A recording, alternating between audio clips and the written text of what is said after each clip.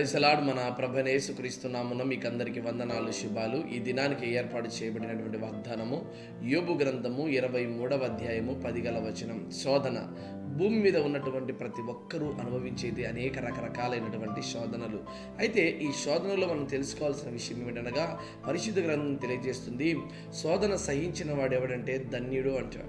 డబ్బు ఉంటేనో, ఆస్తి ఉంటేనో, అంతస్తు ఉంటేనో ధన్యుడు అని ఈ లోకం పిలువబడుతుంది. కానీ ఎవరైతే ఈ లోకంలో ప్రభు కొరకును శోధన అనుభవిస్తాడో, కష్టాలు కన్నీళ్లు అనుభవిస్తాడో వాడు ధన్యుడు అని దేవుని వాక్యం తెలియజేయబడతా ఉంది. ప్రియమైన బిడ్డలారా, శోధన సహించిన వాడు ధన్యుడు, అంతం వరకు సహించిన వానికి నేను జీవ కిరీటము అనుగ్రహిస్తున్నానని దేవుని వాక్యం తెలియజేయబడతా ఉంది.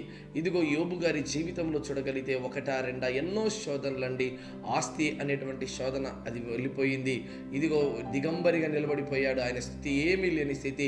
కుమారులను కుమార్తెలు అందరినీ పోగొట్టుకొని ఆయన నిర్భాగ్యమైన స్థితిలో బ్రతుకుతున్నాడు. అయినప్పటికీ కూడా ఆయనలో ఉన్నటువంటి విశ్వాసము కొంచెం కూడా తొలగిపోలేదు.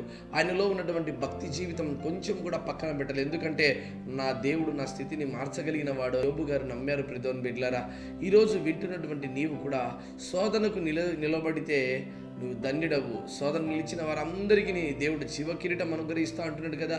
ఆ కిరీటం పొందుకోవాలనేది దేవుని ఆశ. ఆ కిరీటం నువ్వు పొందుకోవాలని దేవుని యొక్క కోరిక. కాబట్టి ఈ దినాన నీవు దేవుని సన్నిధానంలో గడుపు. దేవా, నాకున్నటువంటి ప్రతి శోధన తొలగించు ప్రభు అని ప్రార్థన కాక, శోధనను ఎలా జయించాలో నాకంటూ ఒక సహాయం చేయి ప్రభు అని ప్రార్థన చేయి.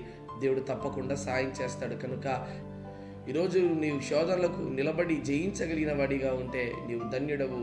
తప్పకుండా దేవుడు జీవ కిరీటం అనుగ్రహిస్తాడు. అట్టి దీవెన ఆశీర్వాదము దేవుడు నీకు దయచేయను గాక. ఆమేన్.